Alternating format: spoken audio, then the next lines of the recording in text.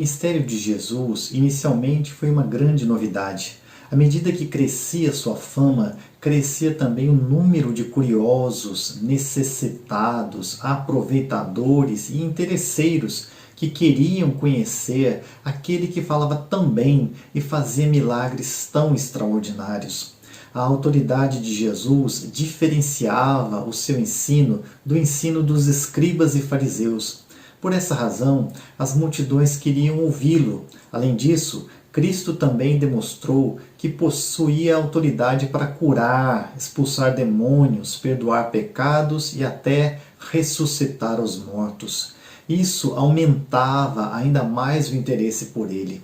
A partir do momento que o Senhor deu aos apóstolos a mesma autoridade e os enviou a pregar nas cidades e aldeias, a mensagem do Evangelho se multiplicou e atingiu um número ainda maior de pessoas. Embora Jesus buscasse a disseminação da mensagem do reino e desencorajasse a divulgação de seus milagres, multidões o buscavam, não porque estivessem interessadas na mensagem do Evangelho. É apenas natural que o interesse de tantas pessoas tenha despertado também ciúmes naqueles que gostariam de ter a mesma fama e influência. Movidos por inveja, portanto, os inimigos de Cristo passaram a acusá-lo de realizar milagres pelo poder de Satanás. Além disso, o Senhor mesmo disse que milagres não estavam gerando conversão, arrependimento. A verdade é que Jesus estava sendo recebido como um curandeiro ou charlatão e não como o Messias enviado por Deus. Havia uma expectativa pela vinda do reino de Deus, mas o povo não acreditava que Jesus tivesse trazido o reino que eles esperavam. Por essa razão, Jesus perdia seguidores. A partir do capítulo 13 de Mateus, através de histórias que retratam o cotidiano das pessoas, as parábolas, será revelado o que é o reino de Deus e por que ele já estava presente através do ministério de Cristo. O capítulo começa com um passeio de Jesus até a praia, que se transforma em um evento grandioso. Mais tarde, naquele mesmo dia, Jesus saiu de casa e sentou-se à beira-mar. Logo, uma grande multidão se juntou ao seu redor. Então, ele entrou num barco, sentou-se e ensinou o povo que permanecia na praia. Aproveitando-se do contexto em que muitos o procuravam, mas poucos se comprometiam, Jesus contou uma parábola sobre um semeador que segue a sua rotina de espalhar sementes.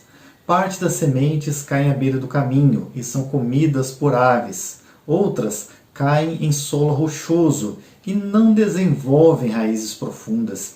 Desidratadas pelo calor e incapazes de tirar água do solo, elas secam. Algumas sementes caem entre espinhos. Elas não se desenvolvem porque são sufocadas pelo crescimento dos espinhos. Por fim, uma parte das sementes caem em solo fértil e produzem 30, 60 e até 100 vezes mais do que foi semeado. Nesse momento, é muito importante dizer que esse capítulo é também um ponto de virada no Evangelho de Mateus. Desse ponto em diante, o Senhor irá se dedicar a um grupo cada vez mais restrito de seguidores e cada vez menos tempo será gasto com as multidões.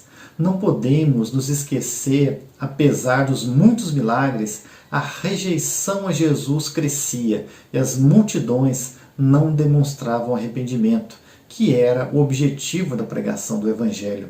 Sabendo disso, fica mais fácil entender a conversa entre Jesus e os discípulos, registrada por Mateus. Os discípulos vieram e lhe perguntaram: por que o Senhor usa parábolas quando fala ao povo? Ele respondeu: a vocês é permitido entender os segredos do reino dos céus, mas a outros não. Pois aos que têm, mais lhes será dado, e terá em grande quantia. Mas do que nada tem, até o que tem lhe será tirado. É por isso que uso parábolas. Eles olham, mas não veem. escutam, mas não ouvem nem entendem. As parábolas tinham um duplo propósito. O primeiro era ocultar a verdade daqueles que já haviam rejeitado o Evangelho e só se interessavam pelos milagres, ou que atribuíam o poder de Cristo ao diabo. O segundo propósito era revelar a verdade do reino aos discípulos que estavam verdadeiramente comprometidos com Cristo. Esse tipo de mensagem profética não era novidade. No ministério do profeta Isaías, isso já havia acontecido. Por essa razão, Mateus cita o profeta. Cumpre-se desse modo a profecia de Isaías que diz: quando ouvirem o que digo, não entenderão. Quando virem o que faço, não compreenderão. Pois o coração deste povo está endurecido, ouvem com dificuldade e têm os olhos fechados, de modo que seus olhos não veem, e seus ouvidos não ouvem, e seu coração não entende, e não se voltam para mim, nem permitem que eu os cure. O círculo mais íntimo de Jesus se diferenciava das multidões. Eles estavam dispostos a seguir o Mestre e aprender com ele. É por isso que a parte final do ministério do Senhor foi dedicado a eles. Com relação a eles, Mateus acrescenta as palavras de Jesus: felizes, porém, são seus olhos, pois eles veem, e seus ouvidos, pois eles ouvem. Eu lhes digo a verdade. Muitos profetas e justos desejaram ver o que vocês têm visto e ouvir o que vocês têm ouvido, mas não puderam. Em cumprimento ao que disse Jesus, as multidões não compreenderam a parábola, mas Jesus explicou aos discípulos. Agora, ouçam a explicação da parábola sobre o lavrador que saiu para semear. Ainda que a explicação de Jesus seja clara o suficiente, devemos estar atentos a ela.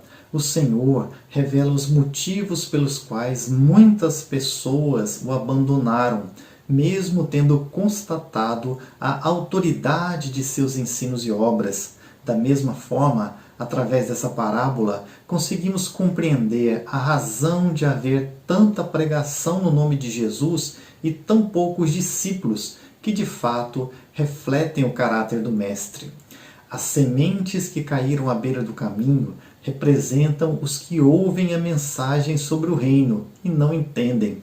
Então, o maligno vem e arranca a semente que foi lançada em seu coração. A multidão à beira-mar que ouviu essa parábola estava classificada nesse grupo.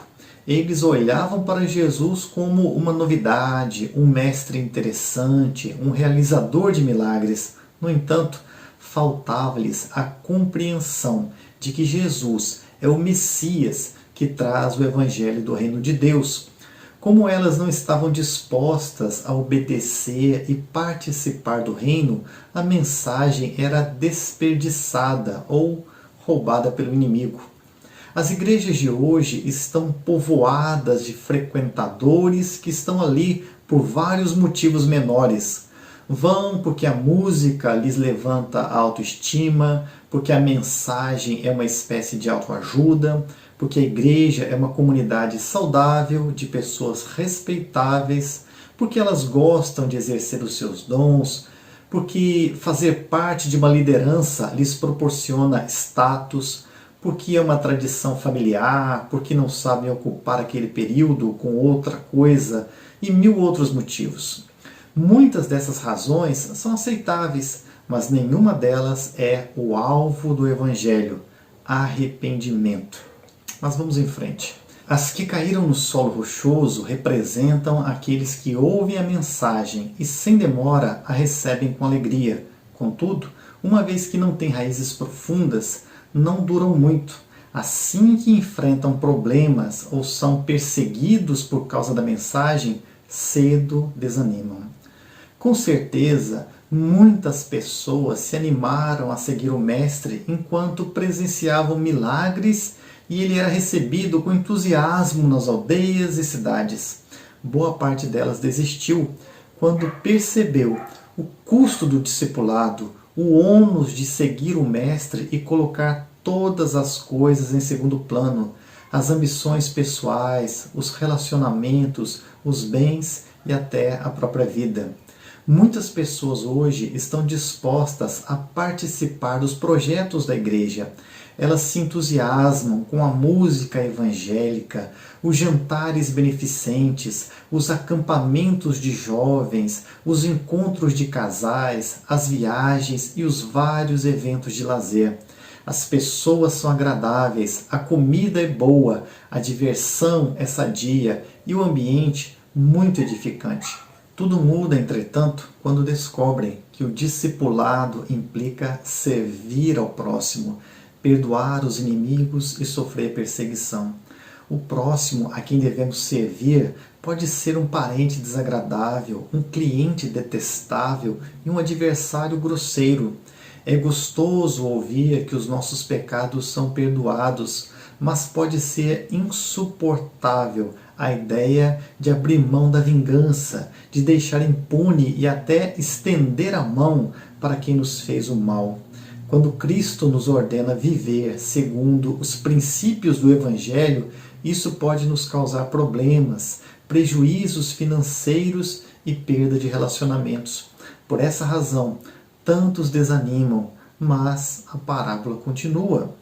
As que caíram entre os espinhos representam outros que ouvem a mensagem, mas logo ela é sufocada pelas preocupações desta vida e pela sedução da riqueza, de modo que não produzem fruto.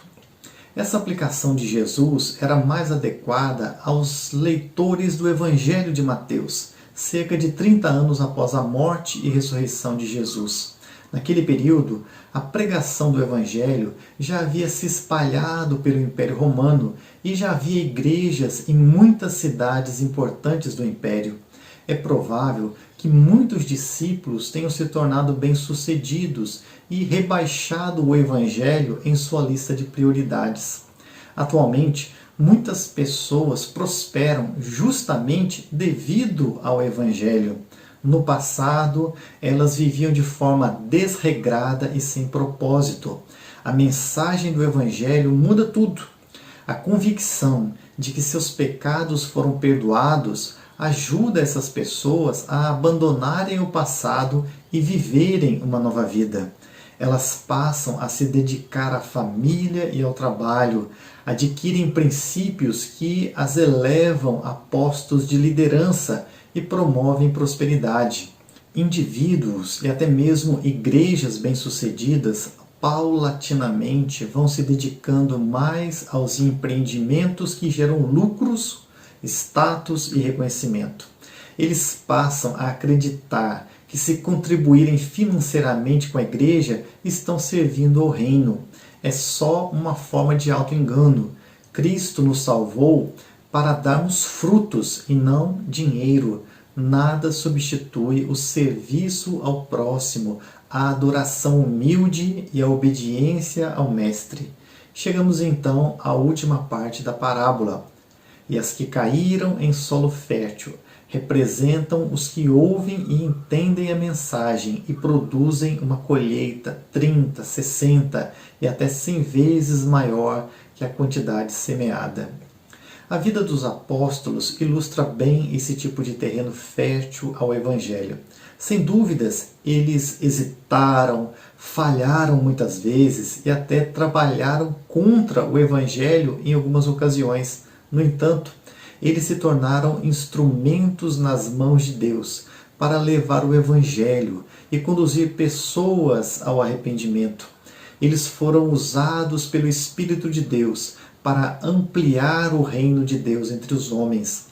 Na história da igreja, todos aqueles que receberam o Evangelho com o coração aberto frutificaram muito. Homens e mulheres que produziram famílias com seguidas gerações de servos tementes a Deus, missionários saídos de seminários e de quartos de oração, estudiosos carregados de conhecimento ou pessoas simples tomadas de paixão pela obra. Cada um deles, indivíduos frutíferos que causam impacto em pequenas comunidades e até em nações inteiras. mães que se curvam diante do Senhor, até que seus filhos também estejam quedados aos pés do Salvador, homens influentes em altas posições, que tomam decisões subordinadas à sua consciência em Cristo, fazem escolhas que mudam a vida de milhares. Voltando à pergunta inicial, por que Jesus perdeu seguidores?